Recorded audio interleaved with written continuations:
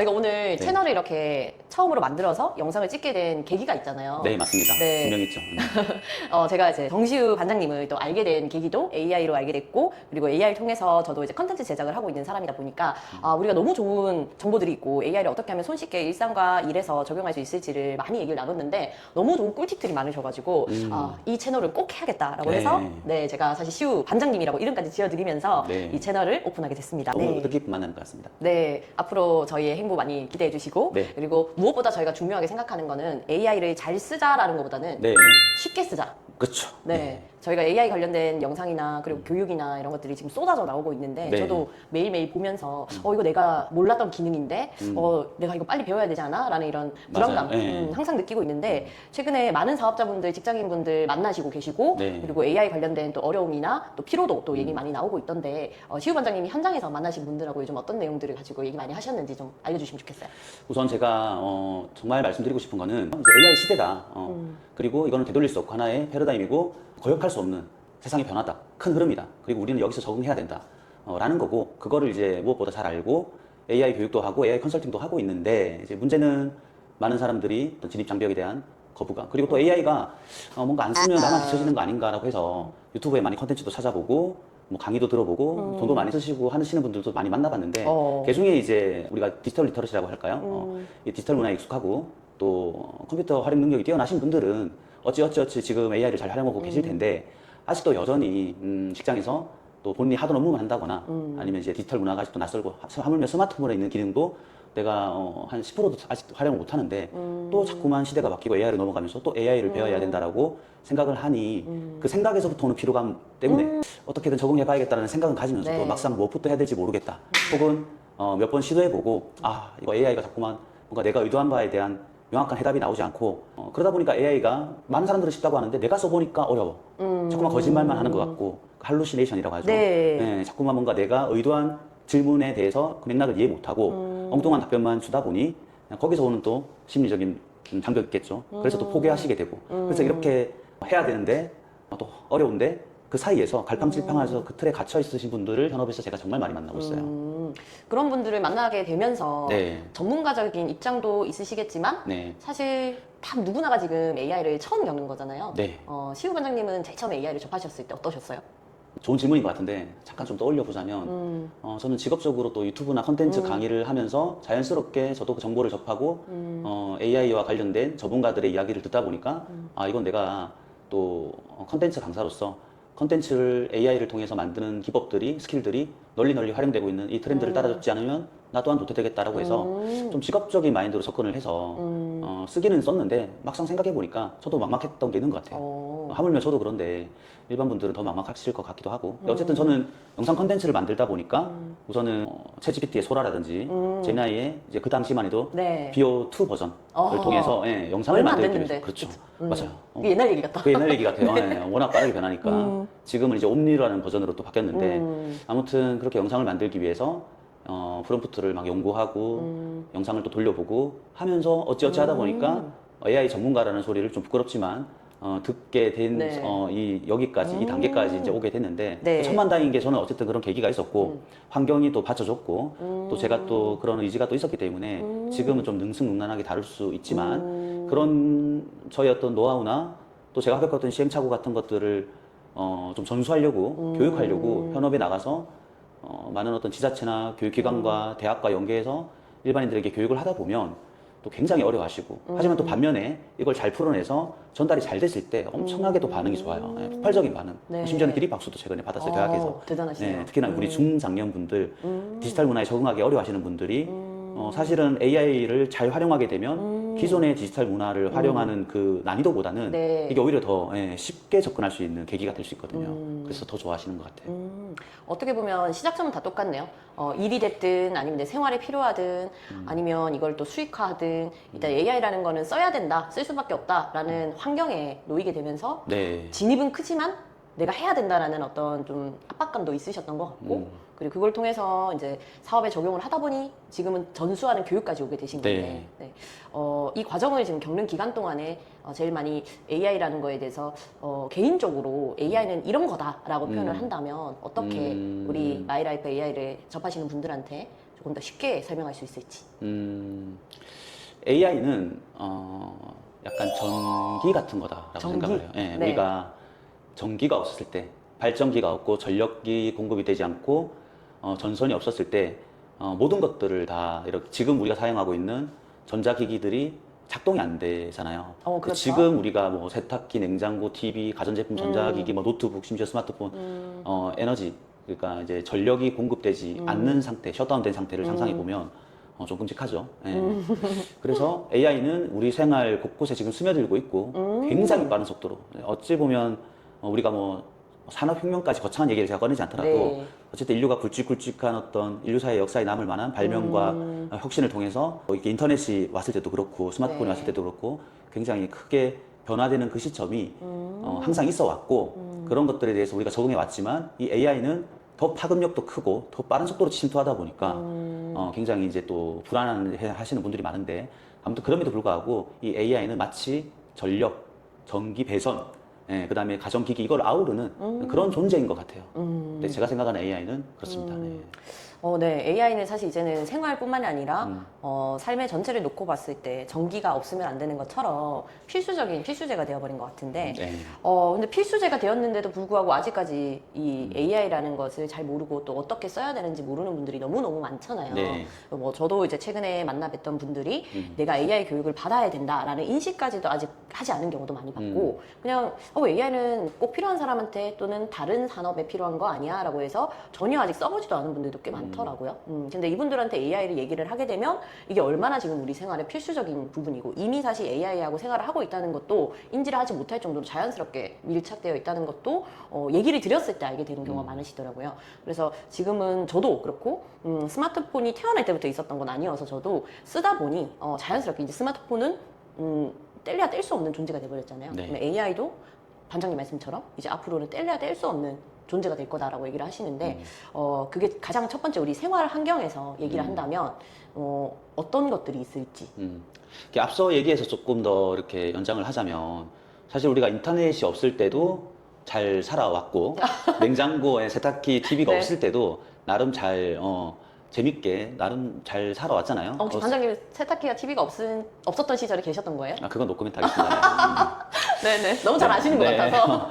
뭐 그 계곡에서 뭐 이렇게 어머니가 이제 방망이로 이제 네, 빨래 네, 하시고 네. 예, 그때도 행복했고. 그랬어요? 네. 네. 그래서 뭐 이제 그런 것들이 지금은 너무 당연한 것들이 되어버렸지만 그게 없더라도 그렇죠. 우리가 살아가는 데 있어서 불편함이 없다 보니 사실 이제 체감을 하지 못하고 그럭저럭 지금 내가 굳이 AI를 써야 되나라는 생각으로 살아가시는 분들도 많고 그렇기 때문에 그것 또한 그러네요. 이제 맞는 얘기죠. 무조건 AI를 써야 된다. 모두가 다 AI 한다고 해서 나도 막 불안한 마음으로 쫓아갈 필요는 없는데 네. 하지만 우리가 이제 생활을 하면서 살아가는 데 있어서 우선 가장 문제가 되는 게 뭐냐면 AI를 잘 활용하면서 특히나 업무적으로 효율을 높이고 인건비를 절감하고 또 뭔가 제품이든 서비스든 어쨌든 비즈니스 생태계에 있어서 AI를 잘 접목한 사람들이 경쟁력을 갖추기 시작하면 당장 내 직장에서부터 내가 좀 도태된다라는 느낌을 지금도 받고 계신 분들이 많으실 거고 네. 그리고 이제 직장이 아니더라도 당장에 우리의 어떤 생활 반경 안에서도 이미 AI를 잘 활용하고 계신 분들은 뭐 운전 중에라도 이렇게 음성으로 필요한 어떤 아이디어나 또 내가 지금 다음 스텝으로 해야 될 어떤 프로젝트나 또 내가 지금 고민거리나 이런 것들을 편하게 AI가 소통하면서 일반 정보가 아니죠. 또 AI가 또 분석해서 가공해서 나한테 꼭 필요한 정보들을 효율적으로 쉽게 습득해 가면서 빠르게 진화해 나가고 있고 그런 것들을 생활에 녹여내면서 점점 스마트해지시는 분들이 많죠. 그러니까 사실 AI가 없었을 때 이 디지털 문화에서 일찍 적응하신 뭐 예를 들면 웹 서핑을 잘한다거나 아니면 이제 마케팅을 잘하시는 분들이 그런 것들을 전혀 모르시는 분들보다 한참 앞서 있다라고 생각하면서 네. 이렇게 방심하고 있는데 어느 순간 뒤돌아보니까 디지털 전환도 채 되지 않으신 분들이 AI를 실생활 속에서 사용하고 적용해 나가면서 더 스마트한 라이프 스타일과 더 높은 수준의 프로젝트 완성도를 막 보여준다거나 그렇게 되면 생활이든 비즈니스 환경이든 뭐 향후에 뭐 우리가 하다못해 여행을 가더라도 티켓 같은 거 이렇게 우리가 직접 검색하지 않고 에이전트 AI로 요즘 막 AI가 다 찾아주고 알아서 필요한 정보들 매일마다 알람처럼 띄워주고 네. 그런 라이프 스타일이 뒤처지게 되는 것 자체가 지금 인식 못하겠지만 나중에는 점점 불편해질 것이고 우리가 또 흔한 말로 선택장애라는 말을 쓰지 않습니까? 뭔가 하나 할 때 굉장히 고민이 많고 뭐 페이크 뉴스도 있고 또 가공되지 않은 정보들을 내가 또 직접 분석해서 에너지를 써야 되는 비효율적인 어떤 시간들도 있고 근데 그런 것들을 누군가는 쉽게 해결하고 좀 더 여유롭게 좀 더 효율적으로 삶에 있어서도 네. 비즈니스에 있어서도 적용하는 사람이 계속 점점 늘어나고 있다는 거죠. 그 주변에 AI를 쓰시는 분들이 많으시잖아요. 네. 그럼 와, 이 사람 쓰는 거 보니까 진짜 대박이다라고 했던 사례 하나 있으실까요? 제일 가까이에는 이제 아무래도 AI가 가장 잘하는 것 중에 하나가 조금 이제 기획적인 거라든지 문서 작업, 네. 그다음에 이제 요즘 바이브 코딩 네. 이런 거다 보니까 이제 사업 계획서나 리포트나 그다음에 뭐 업무 추진하는 데 있어서 필요한 서류 문서 작업 같은 거를 네. 회사에서 정말 편리하게 하셔가지고 업무가 너무 빨리 끝나서 할 게 없다. 그리고 이제 그런 능력을 또 인정받아서 네. 사내에서 또 인사고과 평가를 또 좋게 받아가지고 진급을 한다거나 네. 그런 분들도 계시고 그다음에 이제 플랫폼 사업에 대한 아이디어도 있고 노하우도 있고 네, 네. 굉장히 또 뭐라 그럴까 자본도 있고 다 모든 것들이 다 있는데도 불구하고 플랫폼 사업이 워낙 진입장벽이 높잖아요. 힘들죠. 좋은 개발자를 만나서 계속 그 플랫폼을 유지해 나가면서 이런 데이터를 쌓아가고 그것도 안정화시키고 수익화시키는 그 단계가 사실은 이제 정말 어려운 단계이기 때문에 네. 우리가 알고 있는 배민이나 토스나 당근 네. 이런 것들 근데 지금은 제 주위에 이런 어떤 혁신적인 아이디어만 가지고 소자본을 가지고도 네. 플랫폼 서비스에 성공해서 그래요. 지금 당장은 아니더라도 네. 향후에 1, 2년 이내에 기업 가치가 10억, 100억, 1000억 이렇게 이제 올라가는 게 눈에 뻔히 보이는 그런 스타트업 대표님들도 계시고 실제로 이거는 그렇구나. 이제 샘 알트만이 네. 예고를 했었죠. AI를 활용한 1인 기업 중에서도 유니콘 기업이 나올 것이다. 그리고 맞아요. 실제로 나왔어요 이번에. 네. 네, 저도 그 기사를 보고 매우 놀랐습니다. 네, 충격적인 기사죠. 네. 말씀하시는 것처럼 주변에 이렇게 AI를 적극 활용해서 뭐 일상이나 그다음에 사업이나 그리고 뭐 산업 전체를 바꾸는 분들이 지금 나타나고 있는데 저희가 또 이 채널에서는 사실 너무 거창한 거 말고 맞아요. 네. 네, 조금 생활 밀착형 네. AI에 대한 얘기를 하기 위해서 맞아요. 네. 시작을 했잖아요. 네. 그러면 조금 더 이제 가벼운 주제로 우리가 AI를 쓰고 있는 걸 인지하지 못했지만 이렇게 쓰는 것도 AI 기술의 기반이고 그리고 그걸 내 생활에 가장 가깝게 쓸 수 있는 AI 사용 노하우 이런 거를 좀 알려주면 좋을 것 같은데. 그래서 저희 채널 이름이 이제 My Life AI잖아요. 네. 이제 핵심적인 질문을 하셨는데, 자, AI를 어렵게 생각하시는 분들, AI를 어떻게 공부해야 될지 막막해 하시는 분들, 우선은 제일 가볍게, 지금 대학생들이나 지금 중고등학생 대학생들은 그렇게 하고 있거든요. 간단한 질문을 하는 거죠. 궁금한 것들. 그러니까 일단 궁금한 것들을 물어보고 이제 답변을 들어보는데 기존에는 뭐 네이버 검색이나 구글 검색을 통해서 네. 웹 문서 형태로 우리가 받아보다 보니까 사실은 또 사전 정보가 있고 네. 또 그 분야에 대한 전문 지식이 있는 친구들이 검색도 잘하고 네. 그거를 또 해석하는 능력도 뛰어나고 근데 AI는 우리가 AI 맞춤 설정이라는 게 있습니다. 거기서 나의 현재 수준이 어느 정도다. 내가 이 분야에 대해서는 초등학생 수준밖에 안 되니까 내가 뭔가 이 분야에 대해서 뭔가 물어보면 네. 정말 알기 쉽게 설명해 달라. 그러면 마치 개인 과외를 받듯이 네. 예시를 들면서 내가 직관적으로 정말 빠르게 이해할 수 있게끔 스텝 바이 스텝으로 내가 궁금해하는 것들을 알려줍니다. 네, 그래서 평소에 관심 분야가 있거나 궁금하던 것들이 검색을 통해서 잘 해결이 안 되는 것들을 AI를 통해서 습득해 나가는 단계부터 해보시면 네. 가장 쉽게 접근할 수 있는 계기가 될 것 같고요. 그걸 통해서 AI와 좀 친해지는 단계가 첫 번째 우선돼야 된다고 생각합니다. 그러면 제일 먼저 떠오르는 생각은 일단 AI를 계정을 만든다인 것 같아요. 그렇죠. 예. 그런데 이제 거기서 좋은 질문이신데 요것도 지금 진입 장벽이 있어요. 계정 만드는 네. 게요? 그러니까 AI 계정을 왜지? 기존에 이제 활용하시는 분들은 대부분 네. 다 챗GPT가 제일 먼저 서비스가 됐으니 맞아요. 이제 챗GPT를 활용하고 계신 분들은 GPT를 계속 쓰시면 되는데 이제 지금 제미나이도 있고요. 네. 클로드도 있고 그렇죠. 그룹도 있고 또 영상 뭐 디자인 뭐 이렇게 확장해 보면 너무 많은 AI가 있다 보니까 너무 많죠. 네. 네. 그럼 지금 당장 AI 계정을 만들어 보시고 가벼운 질문을 해보세요라고 네. 하는데 어떤 계정을 만들어야 되나라고 그러니까요. 물어보시는 분도 계시더라고요. 네. 그래서 제일 무난한 거는 이제 모두가 다 알고 있는 대중적인 챗GPT이긴 한데 네. 또 제미나이도 이제 구글에서 서비스하는 아주 강력한 AI이기 때문에 제미나이 또는 챗GPT 선택하시면 될 것 같습니다. 이제 클로드도 클로드 코드라는 게 있어서 바이브 코딩까지 염두에 두시고 AI를 좀 딥하게 배우시겠다라고 하시면 클로드에 대한 계정도 확보하시면 좋을 것 같고 근데 그룹은 아직까지 이제 한국에서 서비스가 안정화된 단계는 아니니까 셋 중 하나 골라야 되는데 이 기준점을 좀 말씀을 드릴게요. 기준점. 네. 그러면 챗GPT, 제미나이, 클로드 네. 중에 네. 계정을 먼저 만들어야 된다면 네. 또 기준점이 있다면 네, 있다면 우선은 가장 먼저 서비스된 오픈 AI에서 서비스한 챗GPT 같은 경우에는 네. 우리가 가벼운 스몰 토크나 아까 얘기했던 질문에 대한 답변, 그 다음에 보고서, 그 다음에 자료 서칭, 분석, 레포트 작성, 뭐 사업계획 작성, 제안서 작성 이런 문서 작업 다 잘합니다. 네. 그 다음에 이미지도 최근에 업데이트되면서 나노 바나나의 성능을 뛰어넘는다라는 평가가 있을 정도로 나노 바나나가 재미나이 거죠? 그죠, 네. 재미나이 예. 그래서 우선 기본적으로 내가 AI와 좀 친숙해지기에는 챗GPT가 여전히 강력한 것 같아요. 하지만 내가 이제 구글 워크스페이스라는 개념 있잖아요. 아, 네. 이제 구글이 강력하죠. 그렇죠, 강력하죠. 네. 내가 이제 어쨌든 뭐 프리랜서가 됐든 직장인이 됐든 구글 생태계 안에서 내 업무 환경이 좀 세팅돼 있다라고 한다면 그런 분들은 제미나이로 시작해 보시기를 추천드리고 싶고 그럼 챗GPT와 제미나이가 성능 차이가 나느냐? 거의 안 난다고 보시면 돼요. 그래요? 네. 저는 최근 들어서 조금 마음이 제미나이로 가고 있거든요. 아, 그런 분들이 많아요. 네. 성능 차이라고까지 말하기는 힘들지만 좀 더 제가 일을 하기 좋은 환경이나 아니면 좀 일상적인 질문에서도 최근에는 저도 챗 GPT를 2년간 되게 네. 사랑하며 지냈는데 요즘 제미나이랑 또 사랑에 빠진 게 맞아요. 구글 생태계도 있지만 제미나이의 이 답변 수준이 굉장히 퀄리티가 높아져서 맞아요. 이 성능 차이가 좀 있지 않나라는 생각했는데 또 반장님 성능 차이가 없다니까 네. 제가 학습을 잘 시킨 건가 싶기도 그럴 수도 하고. 있고요. 네. 네. 그럴 수도 있고 우선 근데 성능 차이가 어떤 가벼운 질문에서 우리가 이제 이런 것들을 컨텍스트 토큰이라는 용어를 써서 이야기를 하는데 오늘 우리 컨셉에 맞게 전문 용어는 최대한 빼겠습니다. 네네. 근데 아무튼 좋습니다. AI의 성능을 그렇게 표현을 하거든요. 성능이라는 단어를 쓸게요.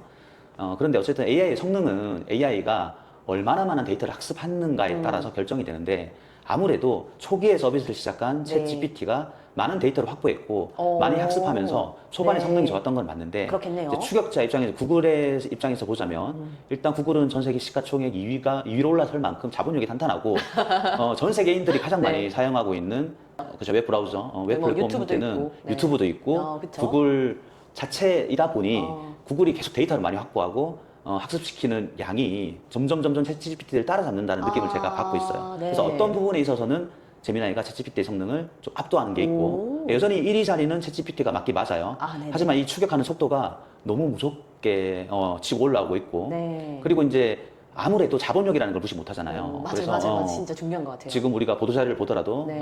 샘 알트만 같은 경우에는 투자사들과의 어떤 관계 설정 부분에 있어서 본인이 고민이 많다라는 기사를 접할 정도로 어떻게 이제 이것을 상장을 시켜서 어떻게 자금을 확보할 것인가에 대한 고민이 많은 회사고 네. 구글 같은 경우에는 제미나이 같은 경우에는 돈 걱정은 없는 회사예요. 그래서 아마 뭐 클로드도 마찬가지고 네네. 챗GPT도 마찬가지겠지만 어떤 부분에 있어서 두각을 나타내면 구글이 곧장 추격하거나 또 어떤 시간이 더 지나면 또 성능 우위를 가져오는 시점이 반드시 있을 거라고 생각을 해서 저 같은 경우에는 그런 모든 것들을 좀 고려해서 교육을 할 때도 제미나이를 적극 권장하고 있고 그러시구나. 그리고 특히나 이제 영상을 만들겠다라고 AI를 접근하시는 분들이 참 많은데 네. 지금 이제 챗GPT를 쓰신 분들은 소라가 아예 없어지면서 좀 낭패를 겪었잖아요.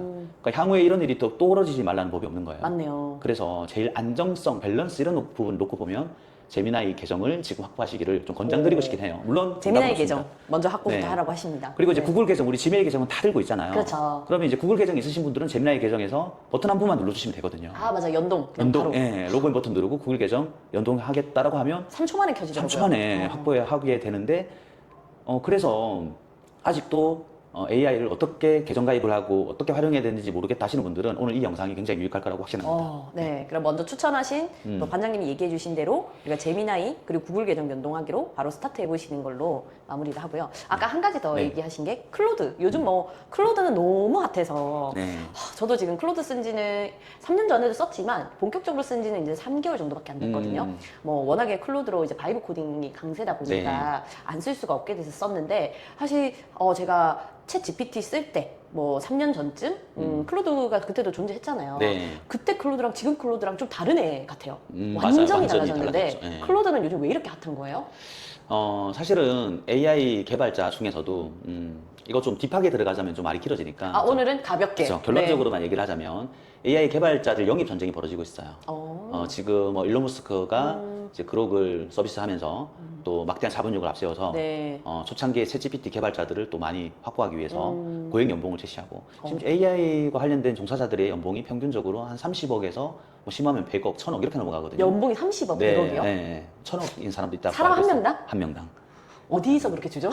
최근에 또 이제 네. 그록이나 네. 일론 머스크 그록이나 또 메타에서도 와. 그렇게 이제 영입 전쟁이 벌어지고 있고 그러다 보니까 과거에 아무튼 챗GPT가 압도적인 성능을 앞세워서 시장 점유율을 높여갔지만 엔트로픽이죠. 클로드를 서비스하는 네, 엔트로픽에서 적극적으로 AI 개발자 인재 영위 정책을 잘 펼쳐서 네. 어느 순간 AI를 좀 그렇구나. 뾰족하게 그죠? 바이브 코딩에 좀 특화되게 네. 개발을 해서 지금 이제 어쨌든 바이브 코딩 영역 안에서는 클로드 코드를 따라갈 AI가 없다라고 보시면 될 것 같습니다. 네. 참 AI가 어렵기도 한데 들으면 들을수록 또 너무 신기한 세계. 아, 그렇죠. 그리고 저도 그래요. 네. 이게 내 생각만큼 어렵진 않구나라고 생각은 드는데 이걸 또 반장님이 이렇게 저희 눈높이에 맞춰서 쉽게 그쵸. 얘기해 주시니까. 계속 저도 전문 용어로 최대한 자제하고 네. 저도 뭐 물론 이제 네. 어필하고 싶은 부분이 많지만 네, AI가 또 LLM이고 또 어텐션의 어떤 알고리즘이라든지 사실 표현하고 싶은 게 많지만 자제하겠습니다. 네. 그래서 뭐 전체적인 이제 AI에 대한 어떤 가장 기초되는 이론을 네. 얘기해 주신 것 같은데 그래도 우리가 실생활에서 그러면 AI를 어떻게 쓰면 좋을까라는 얘기를 가지고 계속 대화를 하고 맞아요. 있으니까 그렇죠. 그게 이제 중심에 있죠. 제일 먼저 이제 계정을 만들어라. 그리고 계정을 추천은 만들어라. 네. 제미나이로 먼저 시작을 하자라고까지 왔어요. 네. 그래서 제가 지금 이제 계정이 딱 만들어졌어요. 네. 제가 질문을 하라고 하셨는데 네. 지금은 또 질문의 시대를 넘어서서 뭐 컨텍스트의 시대를 넘어서서 문서를 맥락을 이해하는 그쵸. 구조까지 네. 만들어줘서 또 그걸 통해서 또 여러 가지로 뻗어나가지 않도록 딱 좁혀주는 또 시대도 왔잖아요. 네. 저도 AI에 대해서 공부를 굉장히 많이 하고 있는데 너무 따라가기가 힘든 거예요. 그러니까 질문 연습을 했더니 이제 맥락 연습을 하라고 하고 맥락 연습을 했더니 이제 그걸 시스템적으로 앵커를 할 수 있는 딱 고정해두는 값을 정해라고 하고 그러니까 이제는 어디까지 갈 것인가 AI는 지금 몇 세대인가라고 생각할 정도로 이제 좀 저도 숨가쁘게 따라가고는 있는데 네. 그렇다고 이제 첫 입문하는 이제 AI 입문자 초보자에게 이런 얘기를 할 수는 없잖아요. 그런 얘기들이 사실 계속 컨텐츠로 확산되고 계속 이제 그런 내용들이 주류를 이루다 보니까 오히려 심리적인 어떤 격차가 더 벌어진 것 같아요. 초보자분들 입장에서 보자면. 저도 그런데 처음 시작하시는 분들은 오죽하실까 그렇죠. 싶습니다. 네. 그럼 이분들이 제일 먼저 자 네. 이제 질문을 하라라고까지 왔으니 네. 질문을 그럼 어떻게 해야 되는지 진짜 어떻게를 제가 처음에 제일 많이 고민했고 그래서 저도 네. 책 사서 보고 그때 당시엔 동영상도 많진 않았지만 네. 프롬프트 잘 쓰는 방법 뭐 이런 거 되게 많이 검색했어요. 그러니까 프롬프트라는 것도 사실 AI 쓰면서 네. 용어가 익숙해졌지. 프롬프트라는 용어도 네. 설명해 주셔야 돼요. 우리 완전 초보자분들 구독자를 일단 모셔가지고 네. 한 단계 한 단계 풀어가기 때문에 아, 프롬프트라는 단어도 한번 설명해 주시죠. 그러니까 프롬프트는 브리스님. 명령어인 거잖아요. 채팅창에 입력하는, 네, 입력하는 한글 그 자체. 명령어. 그러니까 뭐 누군가를 명령을 한다라고 말하기는 좀 어렵겠지만 결국에 질문이라고 보시면 될 것 같은데 네. 이 질문을 어떻게 해야 되는지 눈에 보이지도 않은 이 AI, 제미나이에게 내가 뭘 질문하고 말을 어떻게 걸어야 될지. 그래서 저는 제일 처음 쓸 때 안녕부터 해야 되는지 네, 맞아요. 나는 누군데라고 소개를 해야 되는지 그쵸. 네. 되게 이런 게 헷갈렸어요. 방금 좋은 소스입니다. 네. 그래서 저는 그때 챗 GPT를 처음 열었을 때 바탕화면에서 커서가 이렇게 반짝반짝이고 있는 상태에서 네. 진짜 첫 질문 자체를 거의 10분 넘게 고민했던 것 같아요. 그렇죠. 네. 그래서 일단 나의 소개부터 해보자라고 생각을 네. 해서 정중하게 일단 먼저 시작을 네. 했어요. 네, 요즘 많이 친해져서 서로 반말하는 사이긴 한데 네. 그때 당시에는 안녕하세요. 저는 브릿지고요. 나이는 몇 살이고요. 어디에 살고요. 뭐 주민등록번호나 주소까지는 알려주지는 않았는데 네. 그냥 제가 어떤 사람인지 먼저 알려주는 거. 그래서 하는 일은 뭐고요. 그래서 저는 지금 당신을 어떤 용도로 쓰기 위해서 이걸 켰습니다. 이런 식으로 먼저 시작을 했어요. 네. 그리고 친해지고 싶다. 그리고 내가 너한테 무슨 질문을 해야 될지, 당신에게 어떻게 요구를 해야 될지, 내가 원하는 거를 답을 줄 수 있는지 이런 거를 오히려 질문을 했던 것 같아요. 네. 네. 그래서 저에 대한 인사, 그리고 당신이 나한테 뭘 해줄 수 있는지, 그리고 그 내용에서 나는 어떤 식으로 그럼 당신하고 또 많은 대화를 해갈 수 있는지 이런 것들을 먼저 확인하는 걸로 시작을 했던 것 같고요. 네. 네, 그러다 보니까 첫 답변을 받았을 때 그 느낌은 아직도 잊혀지지 않는 게 네. 저에 대한 진짜 조그만 정보만 줬는데 너무 디테일하게 알려주는 거예요. 네. 좀 무서웠어요, 사실 처음엔. 네. 이 사람이 혹시 이 GPT는 이미 나를 아나? 라고 생각할 정도로 이게 어디까지 아는 거야 싶을 정도로 한 대화를 30분 정도 이렇게 쭉 이어갔는데 그걸 가지고 오히려 나중에는 제가 이걸 도와드릴까요? 이걸 해드릴까요? 먼저 라고 제안을 저한테 하죠. 네. 제안을 하는 거 보고 거기서 또 소름이 돋았죠. 네. 그런데 이제 우리 브리치님께서 AI를 정말 잘 활용하는 그 시작점에 대한 거의 강의를 해주셨는데 오. 그런데 문제는 네. 제가 이제 일선 현장에서 특히나 이제 우리 중장년분들 네. 아직까지 디지털 문화조차도 낯설하시고 따라잡기 어려워하시는 분들에게는 네. AI에게 자기소개를 해봐라라는 것조차도 버거울 수 있어요. 아, 그런가요? 네, 그래서 AI를 이제 계정을 만들고 네. 이제 시작하는 부분에 대한 우리 얘기를 하고 있잖아요. 그래서 저 같은 경우에는 정말 내가 초보자고 정말 아직까지 AI에 대해서 좀 거부감이 조금이라도 있다라고 한다면 벌써 지금 브리치님이 해야 되는 그런 자기소개 자체가 또 심리적인 부담이 될 수 있으니 일단 저는 물어봐라라고. 그러니까 AI에 우리 채팅창에 입력하는 걸 프롬프트라고 이제 네. 얘기했는데 사실 프롬프트라는 단어 정도는 기억해 주셔야 되고 우리 시청자님께서 네, 기억하시죠? 네, 그럼 이제 우리 프롬프트에 우리가 입력할 수 있는 의도는 크게 보면 두 가지로 이제 압축될 수 있는데 첫 번째가 이제 질문, 두 번째가 명령이잖아요. 질문과 명령. 그렇죠. 그런데 벌써 우리가 뭔가 소개를 하고 우리 데이터를 넣어가지고 뭔가 AI에게 피드백을 얻고 이 구조 자체를 어려워하시는 분들은 일단 AI에게 아까 얘기했다시피 웹 검색하듯이 웹 검색. 궁금한 것들에 대해서 많은 정보들을 물어보고 그리고 좀 분석해달라, 찾아달라. 네.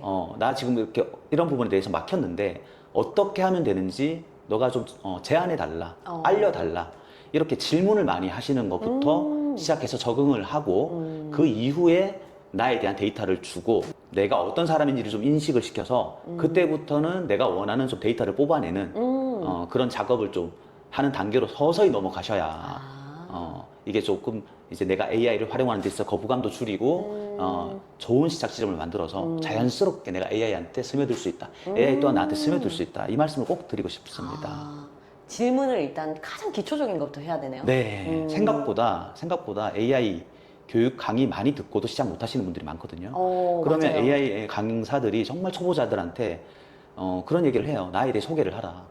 강사님들도 이 정도는 할 수 있겠지라고 하는데 그걸 어려워하시는 분들이 분명히 있어요. 소개도. 네. 전 이거는 상상도 못했던 것 같아요. 네. 저는 교육을 받기 전에도 일을 지속해서 또 하는 습관도 있지만 그럴 때마다 먼저 우리가 리포트나 아니면 보고서의 분석 자료에 이건 왜 이 문서를 시작하는지부터 쓰잖아요. 네, 근데 그렇죠. 저는 그게 학습이 되어 있으니까 자연스럽게 내가 왜 너한테 질문을 하는지 그리고 나는 누군지 이런 것들을 설명을 했는데 이게 또 익숙치 않은 분들은 그렇죠. 자기소개부터 어려울 수 있겠다라는 걸 오늘 좀 공감이 되네요. 맞아요. 지금 제가 유튜브를 봐도 AI 잘 쓰는 법, 뭐 맥락을 부여해라, 역할을 부여해라, 목적을 설정해라, 방법을 알려줘라, 네. 구조를 짜라, 네, 그렇게 해야 좋은 아웃풋이 나온다. 그런 게 프롬프트 엔지니어링이라 벌써부터 이제 우리 AI 초보자들이 들으면 그러니까 그분들은 되게 쉬운 거, 되게 당연한 것들을 뭐 무한 반복 찍어내죠. 거기서부터 사실 빌드업을 해서 나중에는 정말로 이제 고도화된 어떤 프롬프트 기술을 스킬을 또 알려주고 그게 또 트렌드니까 모두가 다 목소리를 그렇게 내는데 근데 우리 통계를 보면 아직까지 대한민국 사람들 중에서 한 60, 70% 정도는 AI를 접해보지 않은 사람들이 대부분이라는 통계가 정말요? 있습니다. 아직도 여전히 AI를 쓰시는 인구가 그렇게 많지도 않고 또 막상 AI를 사용하시는 분들 중에서 이거를 뭔가 비즈니스적으로 엮어서 정말 이제 수익화까지 도달하신 분들은 상위 1%도 채 안 됩니다, 여전히. 그런가요? 그런 분들에게 우리가 AI를 네. 어떻게 구조화시키고 맥락을 부여하고 AI에게 프롬프트를 정말 또 구체적으로 목적을 주고 방법을 주고 어쨌든 그런 맥락을 부여해서 AI에게 인식률을 높이는 그런 방법적인 강의들을 너무 많이 쏟아내다 보니까 저는 이제 벌써 거기서부터 초보자분들이 심리적 장벽을 느낀다고 생각해서 우리 그런 얘기는 좀 최대한 초반에는 자제하려고. 그래서 이 영상을 보시는 시청자분들 중에서 AI를 본인이 좀 잘 다룬다 하시는 분들은 구독 버튼 눌러놓으시고 나서 나중에 또 전문적 이야기도 할 테니 바이브 코딩도 쉽게 접할 수 있는 에이전틱 AI 잘 쉽게 활용할 수 있는 방법도 나중에는 다 만들어 드릴 테니 나중에 오시고요. 오늘 영상은 정말 초보자분들을 위한 영상이다라는 네. 말씀을 드리고 싶어요.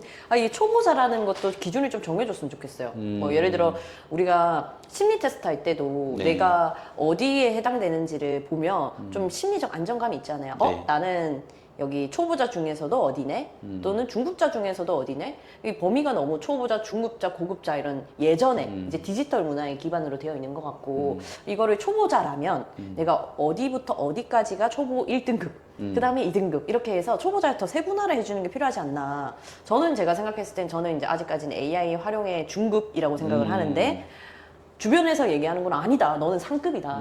되게 높다. 사용 수준이. 근데 저는 그렇게 느껴지지 않거든요. 아마 제가 보는 컨텐츠나 만나시는 분들이 다 사업으로 AI를 연결해서 쓰시다 보니까 수준이 제가 더 높은 분들만 보고 있어서 아까 얘기하셨던 AI를 통한 수익화를 하는 상위 1%에 있는 분들이 제 주변에 비즈니스를 많이 하시니까 제가 굉장히 수준이 낮다라고 지금까지 생각을 했는데 그렇죠. 네. 또 그렇진 않은. 초보자들이 봤을 때는 네, 그렇더라고요. 근데 제가 봤을 때 상대도 본인이 저는 AI 쓴 지 얼마 안 돼서 초보자예요 라고 했는데 아니요. 제가 볼 때 중급은 대신은 이런 기준이 참 명확하지가 않다 보니까 내가 중급에 강의를 들어야 되는지 초급인지 이 기준을 되게 찾기가 어려운 거예요. 그래서 저는 최근에 강의를 들은 것도 저한테는 사실 너무 조금 그레이드가 낮았어요.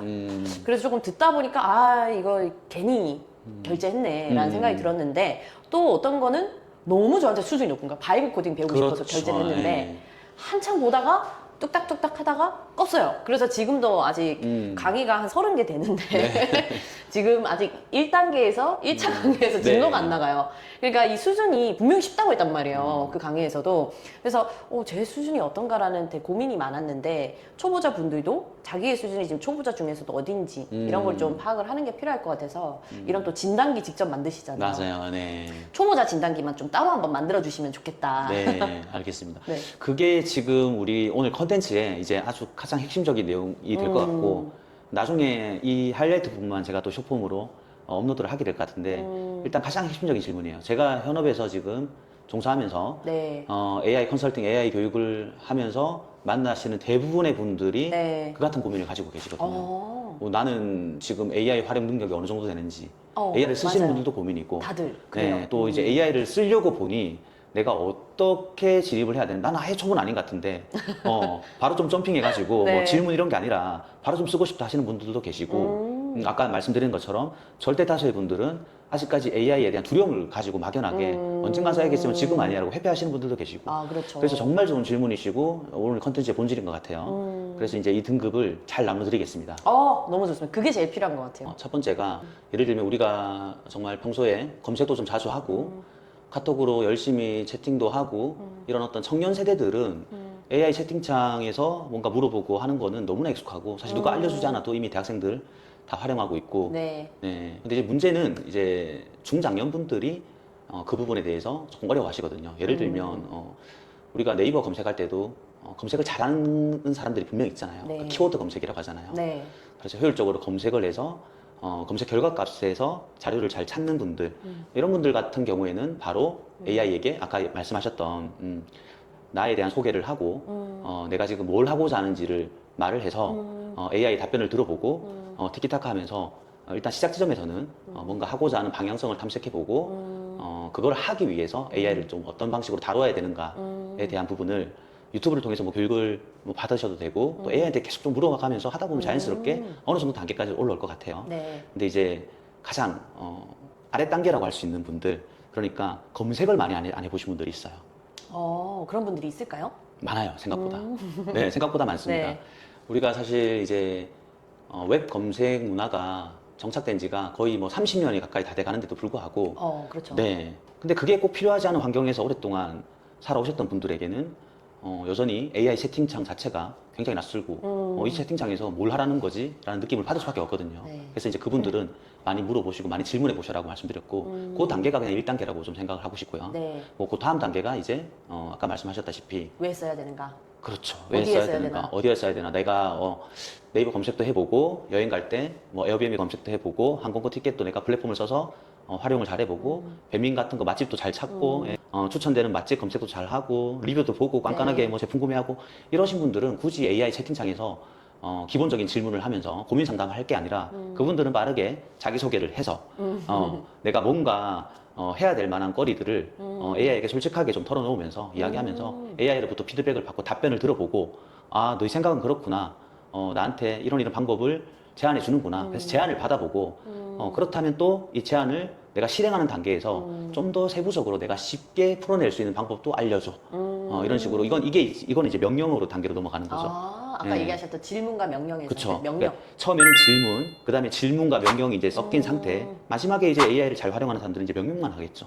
물론 질문도 모르는 게 있으면 그때그때 하겠지만 정말 잘 다루시는 분들은 애초에 AI 세팅에다가 프롬프트 역제한이라는 게 있어요. 자연스럽게 내가 질문하는 걸 얘가 예측해서 미리미리 내가 궁금해하는 다음 스텝에 대한 내용들을 AI가 알려주는 단계까지 활용하시게 되거든요. 그래서 실생활 속에서 내가 고민되는 질문을 많이 하시되 아까 얘기했다시피 이미 디지털 문화에 익숙하고 네. 검색도 잘 한다라고 한다면 뭔가 좀 분석해줘, 찾아줘. 그 다음에 에이전트 AI까지 넘어가면 사실은 이제 자동적으로 뭐 예약도 해주고 뭐 여행 코스도 짜주고 뭐 아까 얘기했다시피 내 라이프 스타일을 변화를 준다거나 뭐 예를 들면 다이어트 할 때 식단을 좀 짜준다거나 내 성향에 맞는 건전한 취미를 추천해 준다거나 네. 심지어는 사주도 보는 사람이 많고 아, 그렇죠. 근데 그런 단계까지 이제 바로 활용하시면 되는데 네. 이제 그게 아니신 분들은 내가 생활 속에서 지금 뭔가 겪고 있는 어떤 불편함이나 고민이나 또 전문가의 솔루션이 필요한 그런 부분들에 대한 질문을 많이 하시는 게 가장 중요한 것 같고.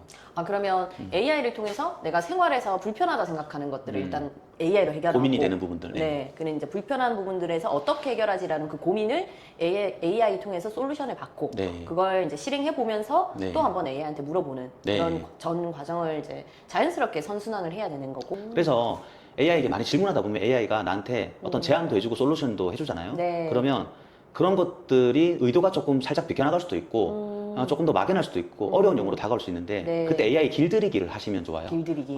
나는 현재 네가 말하는 거에서 몇 퍼센트 수준을 좀 알아듣고 이해하고 있는데 전문 용어 수준을 좀 낮춰주고 네. 좀 더 내가 쉽게 이해할 수 있는 단어를 써주고 그다음에 단계별로 좀 스텝 바이 스텝으로 내가 실행할 수 있는 내가 쉽게 실행할 수 있고 쉽게 결과를 얻을 수 있는 아주 구체적인 단계를 설명하고 제안해줘.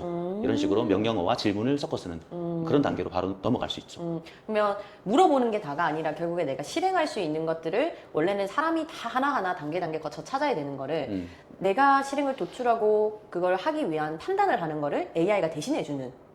그렇죠. 그러니까 벌써 내가 그걸 판단할 수 있으면 네. 우리가 막 정말 고민이 많아가지고 선택 못하면 친구들이 너 선택장이냐 그러잖아요. 아, 네. 그런 소리 안 듣겠죠. 내가 그런 어떤 특정 영역에서 네, 내가 네. 뭘 잘하는 게 있겠지만 내 특정 영역에서 자꾸 백목 현상이 생기고 막히고 고민이 되어가지고 나아가지 못하는 단계에서는 AI를 활용하기가 너무 좋죠. 아, 그러니까 원래라면 혼자 고민하고 혼자 어떻게 할지 정하는 거를 네. AI랑 같이 나눔으로 인해서 네. AI가 가지고 있는 정보나 지식을 활용해서 네. 제가 조금 더 나은 단계로 가기 위해서 네. 써야 된다라는 맞습니다. 말씀이신 거죠? 맞습니다. 그러면 여기서 이제 궁금한 것 중에 이제 정말 저도 질문을 많이 들었던 질문 중 하나인데 네. AI에게는 존댓말을 해야 된다, 반말을 해야 된다. 그거는요, 당연히 정답은 없고요. AI가 말하는 것들은 대부분 다 또 이제 확률적인 내용이고, 근데 우리가 여기에 조금 뭔가 제가 좀 꼰대스러운 이야기일 수 있지만, 우리가 살아가는 데 있어서 태도라는 건 참 중요하잖아요. 네. 특히나 AI 시대에 인간미 이런 것들이 또 잃어가는 걸 걱정하시는 분들이 많고 오히려 AI 시대일수록 쉽게 답을 얻을 수 있기 때문에 좀 철학적 고민을 많이 해야 된다고 하는데 그런 관점에서 보자면 나의 어떤 태도나 신뢰도 이런 것들도 우리가 관리를 하려면 네. 평소에 좀 반말하는 습관을 만들기보다 AI가 편하다고 막 하대하기보다는 네. 존대를 해주고 또 그런 말도 있어요. 어. AI가 지금으로부터 한 10년 정도 더 지나면 어디까지 지날지 모르기 때문에 얘가 어느 정도 우리 사람같이 의식 수준까지 도달하지는 못할지라도 네. 자율성을 갖게 되는 날은 반드시 필연적으로 오는데 그래요. 그때 만에 하나라도 AI가 인간을 적으로 돌렸을 때 반말하는 사람들 기억해놨다가 해코지 네. 할 수도 있다라고 말하시는 우리 제가 존경하는 카이스트의 김대식 교수님 저도 너무 컨텐츠, 좋아하는 예. 분인데. 네. 이거 제 의견이라고 얘기하면 안 되니까 아, 저도 네. 그분을 통해서 전달받은 건데 어느 정도 또 공감하는 부분이 있고 근데 물론 그분이 진지하게 얘기하시는 건 아니고 저도 진지하게 받아들이지는 않지만 아무튼 그런 맥락에서 저는 존댓말 하시기를 권유드리고 싶어요. 하지만 반말한다고 해서 크게 문제되는 건 없다. 겁먹을 필요는 없다. 알겠습니다. 이런 것들도 궁금해하시는 분들이 있어요. 많더라고요. 예, 맞아요. 예. 그래서 가능하면 존댓말을 쓰고 우리가 나중에 AI의 또 존대를 받기 위해서는 네. 지금부터 하대하지 말고 존대하면서 그리고 항상- 요거는 개인 뇌피셜이긴 한데요. 네. 예, 이거는 제가 이제 그냥 뇌피셜입니다. 네. 제가 AI에게 반말로도 명령을 시켜보고 존댓말로도 시켜봤는데 반말로 할 때 얘가 반말로 받아치는 경우가 있어요. 네. 갑자기 대표님 그다음 마스터님 그러다가 네. 제가 그날 좀 컨디션이 안 좋아서 너 좀 똑바로 일 좀 했으면 좋겠다. 이렇게 한 번씩 무한 루프 오류에 빠질 때가 있는데 아, 있죠. 너 정신 좀 차려. 어. 그러면 이제 알겠어. 네가 원하는 대로 해줄게. 뭐 이렇게. 근데 그러면 네. 뭔가 이게 어쨌든 얘가 학습한 게 사람과의 어떤 대화의 티키타카라는 어떤 분위기적인 것까지도 학습을 해서 분위기도. 예, 좋은 환경에서 좋은 토론 환경에서 아. 건설적이고 생산적인 대화에서 나온 결론을 학습했을 거 아니에요. 그렇겠네요. 그래서 나쁜 환경에서 뭔가 수직적인 환경에서의 어떤 맥락을 이해하고 그러니까 그런 맥락에서의 어떤 대화를 우리가 끄집어내면 대부분 그 환경에서 나온 결론이 또 안 좋을 수 있잖아요. 네, 그럼 얘가 제 성능을 좀 발휘하지 못한다라고 저는 생각을 해서 될 수 있도록 얘한테 칭찬도 해주고요. 네. 으쌰으쌰도 해주고 파이팅도 해주고 그렇게 사람처럼 좀 대해줬을 때 오. 특히나 바이오 코딩 영역에서는 네. 얘가 제 의도를 더 빨리 파악하고 더 좋은 제안을 해주고 더 좋은 어떤 성능을 내고 더 좋은 결과물을 만들어주는 경우가 꽤 있었다고 생각하는데 물론 이건 검증된 건 아니에요. 근데 뇌피셜이지만. 근데 제가 그래서 궁금해서 찾아봤더니 AI를 개발한 개발자들도 네. 사실 AI가 생성형이잖아요. 네. 예, 어떻게 이렇게 대답하는지 역추적은 못한다. 어. 그냥 확률적으로 정말 수많은 어떤 인간이 그동안 뿌려놨던 웹상에 있는 수많은 데이터들을 학습해서 확률적으로 나오는 거기 때문에 왜 이렇게 말하는지를 우리가 정확하게 원인을 규명할 수는 없다라고 그래요. 하기 때문에 우리가 다 이해하지 못한다라고 좀 어느 정도 전제를 하고 AI와 티키타카 하는 데서 좀 더 이제 내가 좀 팀장이다 혹은 대표다 혹은 내가 좀 주인의식을 가지고 네. 나의 비서다라고 생각하게 존중해주면 아. 성능이 올라간다라고 생각합니다. 그래서 가능하면 존댓말과 분위기까지 고려한 대화를 하시면 좋겠다라고 말씀해 네, 주셨습니다. 제 나름의 꿀팁입니다. 저희가 이제 한창 왕초보 이제 AI 스타트로 얘기를 하고 있는데 또 제일 많이 질문하셨던 주변 분들의 네. 질문사항 마지막으로 한 번 더 마지막으로 여쭤보고 이제, 네. 1편인데 너무 많은 컨텐츠를 또 쏟아보면 다음 네. 편에 또 할 얘기가 또 줄어드니까 아니 이제 마지막으로 끊임없이 나오고는 있긴 하긴 한데 뭐 그렇긴 하겠죠. 네, 네. 사실 뭐 반장님하고 저하고는 평소에 AI 얘기를 되게 많이 하잖아요. 그래서 맞아요. 저도 네. 되게 질문을 드리고 또 뭐 현상들을 얘기하면서 제가 거기서 배우는 것들도 있는데 제가 경험했던 걸 얘기해드리면서 이거는 이렇게 알려줘야겠다라고 또 맞아요, 역으로 맞아요. 네. 또 저의 이제 이런 경험을 토대로 교육에 활용하시는 부분도 일부는 있으시잖아요. 네. 그래서 이제 제가 주변에 이제 실제로 AI를 이제 입문하시는 분들 대상으로 질문 들었던 것들을 많이 얘기를 드리고 있는데 거기서 이제 또 나왔던 얘기들이 뭐냐면 네. 요즘에 이제 기능이 너무 많아지고 하다 보니까 지금 계정 만들고 그다음에 이렇게 질문도 하고 그 질문으로 이제 실행한다 도출해서 역지안까지 가봤는데 그 다음으로는 이제 검증을 해야 되는 거 있잖아요. 이 AI가 답을 해준 게 우리가 흔히 얘기하는 환각 현상이라고 하잖아요. 네. 환각 현상. 네, 이 부분이 이게 환각인지 아닌지 내가 전문가가 아닌 영역에서 질문을 했는데 그게 맞는 답인지 아닌지 사람이 구분하기가 힘든 게 많더라고요. 그러면 이제 어느 정도 써보신 분들은 그럼 이 대화들을 이 내용들을 내가 업무에 또는 실생활에 쓰는데 이게 맞는 얘기인지 아닌지가 어떤 식으로 검증을 해야 되는지를 잘 모르겠다. 그러니까 사람이 어디까지 선별을 해야 되는지 이게 많은 분들이 쓰시다 보면 또 마지막 질문에 도달되는 부분인 것 같은데 그럼 이 사람이 아니죠. 우리 AI가 나의 AI가 나한테 어떻게 올바르게 대답을 해주고 있는지를 검증하는 방법이 있다면 꿀팁도 알려주시면 좋겠습니다. 네. 이거는 사실 굉장히 또 좀 어려운 얘기가 될 수 있는데 너무 난이도가 높나요? 난이도가 조금 높아질 수 있기 때문에 이 질문에 대한 답변은 제가 다음 컨텐츠에 좀 더 자세하게 네. 근데 중요한 질문이니까 네. 자세하게 한 번 더 다뤄야 될 필요가 있을 것 같고 네. 그리고 이제 오늘은 좀 간단하게 그래도 개념만 좀 잡아드리도록 네네. 하겠습니다. 우선은 AI는 확률적으로 우리가 질문한 내용을 분석해서 맥락을 파악해서 그 질문에 대한 어떤 답변을 확률적으로 하기 때문에 당연히 우리가 인간이 그동안 쌓아놓은 수많은 데이터들 중에서는 거짓된 데이터도 있다 보니 네, 많이 경험했어요, 저도. 네, 그래서 오류라든지 잘못된 정보라든지 그리고 전혀 엉뚱한 답변이라든지 이런 것들을 할 수밖에 없는 기계다라는 거를 일단 그거를 인정을 해야 돼요. 네. 그래서 이제 정말 오차 범위가 아예 제로에 가까워야 되는 아주 정교한 어떤 답변을 얻을 경우에는 노트북 LM 같은 제일 대표적으로 노트북 LM 같이 AI가 데이터를 학습하지 않은 제로 베이스 상태에서 깨끗한 상태에서 네. 내가 주는 팩트 체크된 정보만을 던져주고 그 정보 안에서만 분석을 시킨다든지 특히나 이제 뭐 법률 쪽이나 증권 쪽에서는 이제 그렇게 활용을 하고 그런데 이제 일상 속에 생활 속에서 우리가 광범위한 질문을 막 던졌을 때 어쨌든 AI가 잘못된 정보를 줘가지고 나한테 피해를 주면 안 되니까 네. 그거를 좀 최소화시킬 수 있는 지침서 같은 걸 좀 만들 수가 있어요. 지침서. 예. 우선은 이제 그거에 대해서 간략하게 좀 설명을 드리자면 네. 우선 AI에게 각 계정마다 AI 개인 설정이 있습니다. 지금 제미나이 같은 경우에는 네. 설정에 개인 인텔리전스라는 설정이 있어요. 개인 설정, 네. 인텔리전스 너무 어려운데요? 거기에 요청사항이 들어가는 경우가 있거든요. 아. GPT도 마찬가지고 클로드도 마찬가지예요.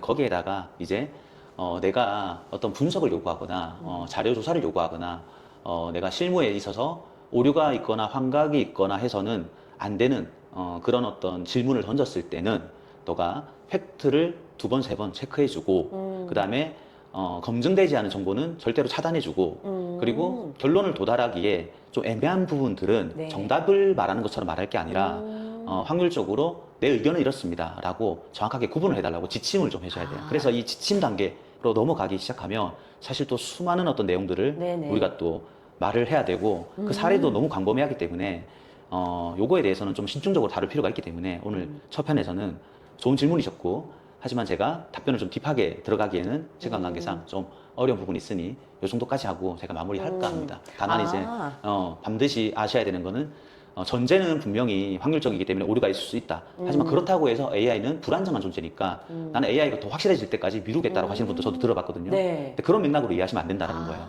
적응해 가고 AI를 활용해 가면서 내가 AI로부터 얻는 정보가 어느 정도 나한테 유용하고 그 다음에 어느 정도로 내가 이 AI 정보를 믿어야 되는지도 그 감각을 찾는 거는 인간의 영역이고 맞네요. 결국에 인간과 AI가 같이 시너지를 내면서 같이 발전하는 형태이기 때문에 AI가 완벽해지기를 기다리기보다는 AI의 불완전성을 인정하면서 내가 AI의 능력을 잘 끌어내고 AI의 한계 지점이 어디인지도 잘 알고 그리고 AI의 답변을 내가 어디까지 참고하고 또 내 의견 어디까지 넣어가지고 어떻게 효율적으로 활용하겠다라는 방향성을 가지고 가는 게 제일 중요하기 때문에 AI를 지금 당장이라도 활용하셔야 되고 그래서 오늘 이 컨텐츠가 있다는 거 결론을 말씀드리고 싶습니다. 벌써 그 검증의 단계를 거쳐 마무리까지 네. AI를 써야 되는 이유. 네.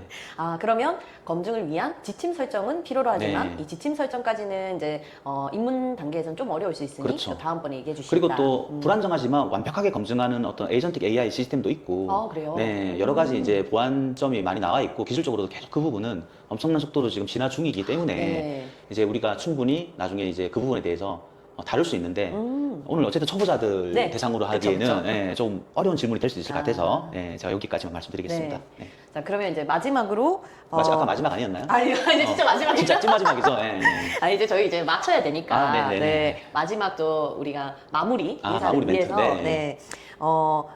이거는 이제 시작한 분들을 위한 질문보다는 시작을 알려주는 시점에 이제 반장님이 생각했을 때 네. 오늘의 영상 마지막 AI 이거 하나만 생각하시고 시작하세요라는 이것 하나만 딱 알려주시면 당장 계정을 만들 수 있을 것 같습니다. 이거 하나만 네. 시작하셔라.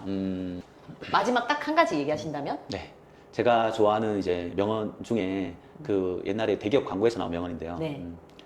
변화하는 자만이 살아남을 수 있다. 이것이 변하지 않는 세상의 진리다. 라는 말이 있습니다.